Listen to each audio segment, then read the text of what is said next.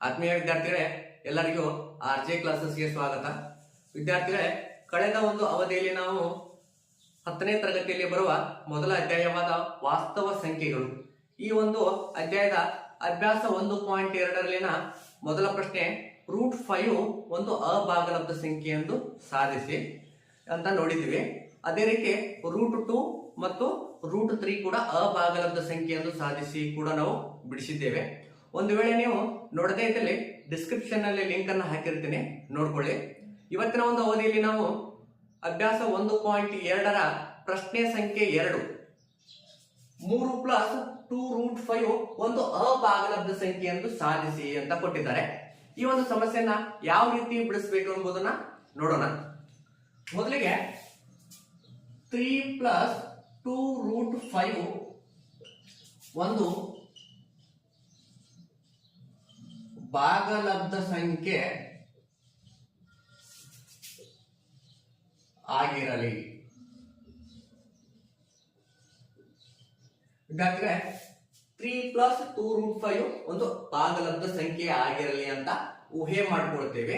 ಇನ್ನು ಭಾಗಲಬ್ಧ ಸಂಖ್ಯೆ ಆಗಿರಲಿ ಅಂದ್ರೆ ಭಾಗಲಬ್ಧ ಸಂಖ್ಯೆಗಳು ನೀವು ಕಲ್ತಿದ್ದೀರಿ, p/q ರೂಪದಲ್ಲಿ ಇರುತ್ತವೆ. ಹಾಗಾದ್ರೆ 3 + 2√5 = p/q ಅಂತ ನೋಡ್ತೀವಿ. ಇಲ್ಲಿ p ಮತ್ತು q ಗಳು ಪೂರ್ಣಾಂಕಗಳಾಗಿರುತ್ತವೆ, ಪೂರ್ಣಾಂಕಗಳಿಗೆ ಸೇರಿರುತ್ತವೆ ಮತ್ತು q is not equals to 0. q ಎಂಬುದು 0 ಆಗಿರುವುದಿಲ್ಲ. ಅದೇ ರೀತಿ p ಮತ್ತು q ಗಳು ಅವಿಭಾಜ್ಯ ಅಪವರ್ತನಗಳಾಗಿರುತ್ತವೆ ಅಥವಾ ಅವಿಭಾಜ್ಯ ಸಹ ಅಪವರ್ತನಗಳಾಗಿರುತ್ತವೆ ಅಂತ ಅಂತೀವಿ. ಸಹ ಅಪವರ್ತನಗಳು, ಸಹ ಅವಿಭಾಜ್ಯ ಸಂಖ್ಯೆಗಳು ಅಂದ್ರೆ ವಿದ್ಯಾರ್ಥಿಗಳೇ, ಈ p ಮತ್ತು q ಎಂಬುದು ಕೇವಲ ಒಂದನ್ನ ಮಾತ್ರ ಅಪವರ್ತನವಾಗಿ ಹೊಂದಿರುತ್ತವೆ. ಅಂತವುಗಳನ್ನು ನಾವು ಸಹ ಅವಿಭಾಜ್ಯ ಸಂಖ್ಯೆಗಳು ಅಂತ ಹೇಳಿ ಕರೀತೀವಿ. ಇನ್ನು ಇಲ್ಲಿ +3 ಬಲಬದಿ ಹೋಗಿದ್ದಾಗ ಏನಾಗುತ್ತದೆ? 2 + √5 = p/q +3 ಬಲಬದಿಗೆ ಬಂದಾಗ -3. ಇನ್ನು 2√5 ಇವಾಗ ಲಸ ತೆಗೆದುಕೊಳ್ತೀವಿ. ವಿದ್ಯಾರ್ಥಿಗಳೇ, ಏನು ಇಲ್ಲ ಅಂದ್ರೆ 3ರ ಕೆಳಗಡೆ 1 ಇರುತ್ತದೆ. ಇಲ್ಲಿ q ಮತ್ತು 1ಅನ್ನ ಗಮನಿಸಿದಾಗ ಲಸ q ಆಗುತ್ತದೆ. 1 × q = q, q × 1. ಇವಾಗ ಏನಾಗುತ್ತದೆ? p - 3q / q ಅಂತ ನೋಡ್ತೀವಿ. ಇನ್ನು 2√5 ದಲ್ಲಿ 2 ಈ ಕಡೆ ಹೋದ್ರೆ ಏನಾಗುತ್ತದೆ? ಭಾಗಾಕಾರವಾಗುತ್ತದೆ. ಅವಾಗ ಏನ್ ಬರ್ತೀವಿ?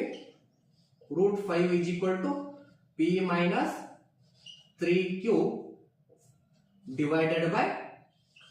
2q ಅಂತ ಬರೀತೀವಿ. ವಿದ್ಯಾರ್ಥಿಗಳೇ, ಇಲ್ಲಿ ಗಮನಿಸಿ, p - 3q / 2q ಅಂತ ನೋಡ್ತೀವಿ. ಇದು p/q ರೂಪದಲ್ಲಿದೆ, ಅಂದ್ರೆ ಭಾಗಲಬ್ಧ ರೂಪದಲ್ಲಿದೆ.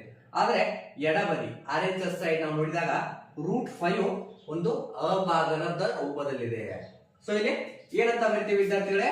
ಇಲ್ಲಿ p - 3q / 2q ಇದು ಭಾಗಲಬ್ಧ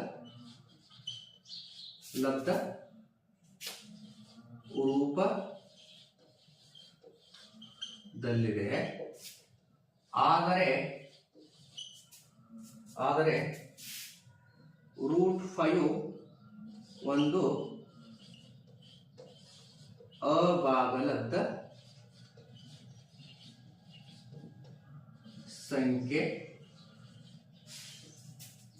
ಸಂಖ್ಯೆಯಾಗಿದೆ. ಆದ್ದರಿಂದ ವಿದ್ಯಾರ್ಥಿಗಳೇ, ಇಲ್ಲಿ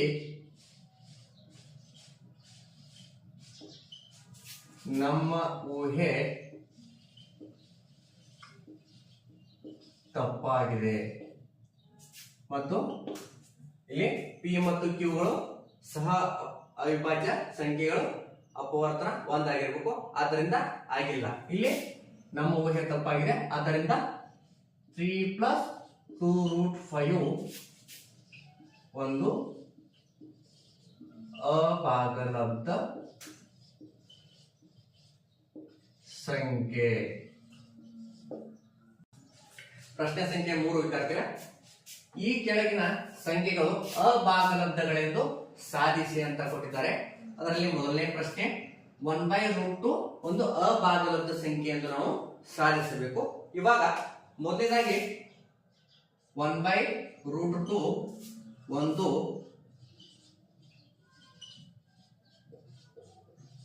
ಭಾಗಲಬ್ಧ ಸಂಖ್ಯೆ ಆಗಿರಲಿ. ವಿದ್ಯಾರ್ಥಿಗಳೇ, ನಾವು 1/√2 ಒಂದು ಭಾಗಲಬ್ಧ ಸಂಖ್ಯೆ ಆಗಿರಲಿ ಅಂತ ಊಹೆ ಮಾಡಿಕೊಳ್ತೀವಿ. ಅಂದ್ರೆ 1/√2 is equal to p/q ಅಂತ ನೋಡ್ತೀವಿ. ಇಲ್ಲಿ p ಮತ್ತು q ಗಳು ಪೂರ್ಣಾಂಕಗಳಿಗೆ ಸೇರಿರುತ್ತವೆ ಮತ್ತು q ಎಂಬುದು 0 ಆಗಿರೋದಿಲ್ಲ. ಅದೇ ರೀತಿ p ಮತ್ತು q ಗಳು ಸಹ ಅವಿಭಾಜ್ಯ ಅಂತ ನೋಡ್ತೀವಿ. ಸಹ ಅವಿಭಾಜ್ಯ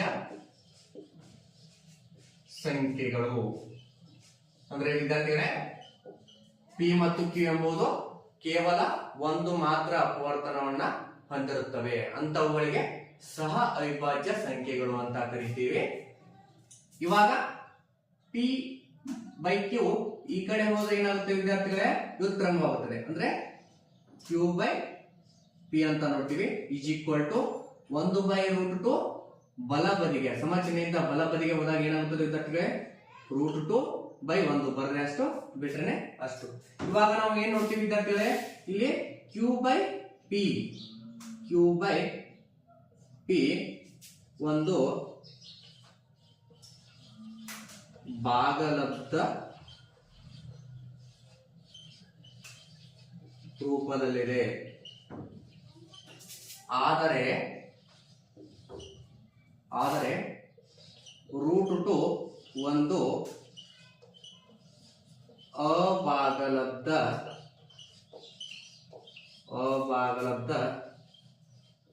ಸಂಖ್ಯೆಯಾಗಿದೆ. ವಿದ್ಯಾರ್ಥಿಗಳೇ, ಆದ್ದರಿಂದ ನಮ್ಮ ಊಹೆ ತಪ್ಪಾಗಿದೆ. ವಿದ್ಯಾರ್ಥಿಗಳೇ, 1/√2 ಒಂದು ಭಾಗಲಬ್ಧ ಸಂಖ್ಯೆ ವಿದ್ಯಾರ್ಥಿಗಳೇ ಸಾಧಿಸಿದ್ದೇವೆ. ವಿದ್ಯಾರ್ಥಿಗಳೇ, ಮುಂದಿನ ಒಂದು ಪ್ರಶ್ನೆ ಸಂಖ್ಯೆ 2 7√5 ಒಂದು ಅಭಾಗಲಬ್ಧ ಸಂಖ್ಯೆ ಎಂದು ಸಾಧಿಸಿ ಅಂತ ಕೊಟ್ಟಿದ್ದಾರೆ. ವಿದ್ಯಾರ್ಥಿಗಳೇ, ಮೊದಲಿಗೆ 7√5 ಒಂದು ಭಾಗಲಬ್ಧ ಸಂಖ್ಯೆ ಆಗಿರಲಿ ಅಂತ ಊಹೆ ಮಾಡ್ಕೊಳ್ತೀವಿ. ಇನ್ನು 7√5 is equal to p/q ರೂಪದಲ್ಲಿ ಅಂತ ನಾವು ನೋಡ್ಕೊಳ್ತೀವಿ. ಇಲ್ಲಿ p ಮತ್ತು q ಗಳು ಪೂರ್ಣಾಂಕಗಳಿಗೆ ಸೇರಿರುತ್ತವೆ. q ಎಂಬುದು 0 ಆಗಿರುವುದಿಲ್ಲ. p ಮತ್ತು q ಗಳು ಸಹ ಅವಿಭಾಜ್ಯ ಸಂಖ್ಯೆಗಳಾಗಿವೆ. ಇನ್ನು 7√5 7 ಬಲಬದಿಗೆ ಹೋದಾಗ ಯಾವ ರೀತಿ ನೋಡ್ತೀವಿ, √5 is equal to p, ಇದು ಗುಣಾಕಾರ ರೂಪದಲ್ಲಿದೆ, ಕಡೆ ಬಂದ್ರೆ ಭಾಗಾಕಾರ ಆಗುತ್ತೆ, 7q ಅಂತ ನೋಡ್ತೀವಿ. ವಿದ್ಯಾರ್ಥಿಗಳೇ, ಇಲ್ಲಿ p/7q ಒಂದು ಭಾಗಲಬ್ಧ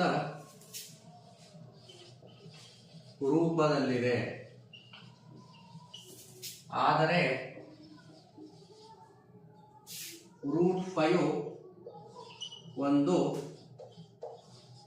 ಅಭಾಗಲಬ್ಧ ಸಂಖ್ಯೆ ಆಗಿದೆ.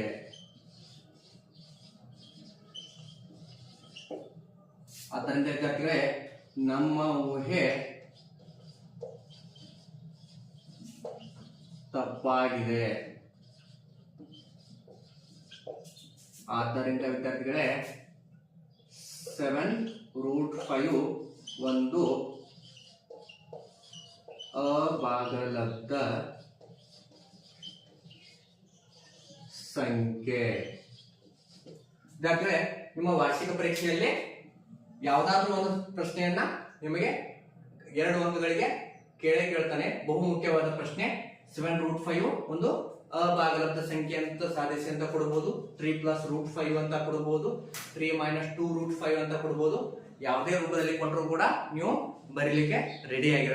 ಪ್ರಶ್ನೆಯ ಸಂಖ್ಯೆ 3, 6+√2 ಒಂದು ಅಭಾಗಲಬ್ಧ ಸಂಖ್ಯೆ ಎಂದು ಸಾಧಿಸಿ.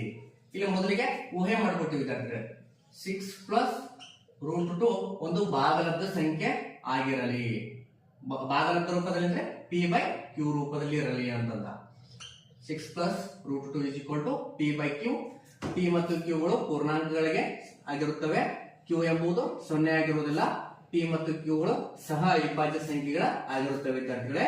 ಇವಾಗ ಈ +6 ಎಂಬುದು ಈ ಕಡೆ ಹೋದ್ರೆ ಏನಾಗುತ್ತದೆ, ಬಲಬದಿಗೆ -6 ಆಗುತ್ತದೆ ವಿದ್ಯಾರ್ಥಿಗಳೇ. √2 p/q -6 ಅಂತ ನೋಡ್ತೀವಿ. ಇವಾಗ ಲಸ ತೆಗೆದಾಗ q ಲಸ ಆಗುತ್ತದೆ ವಿದ್ಯಾರ್ಥಿಗಳೇ. ಅಂದ್ರೆ ಮುಂದಿನ ಒಂದು √2 ಇವಾಗ 1 into q ಆಗುತ್ತದೆ, q into 1. ಇವಾಗ p -6q divided by q ಅಂತ ನೋಡ್ತೀವಿ ವಿದ್ಯಾರ್ಥಿಗಳೇ. ಇಲ್ಲಿ p -6q divided by q ಒಂದು ಭಾಗಲಬ್ಧ ರೂಪದಲ್ಲಿ ಇದೆ ವಿದ್ಯಾರ್ಥಿಗಳೇ. ಇಲ್ಲಿ p -6q divided by q ಒಂದು ಭಾಗಲಬ್ಧ ರೂಪದಲ್ಲಿದೆ.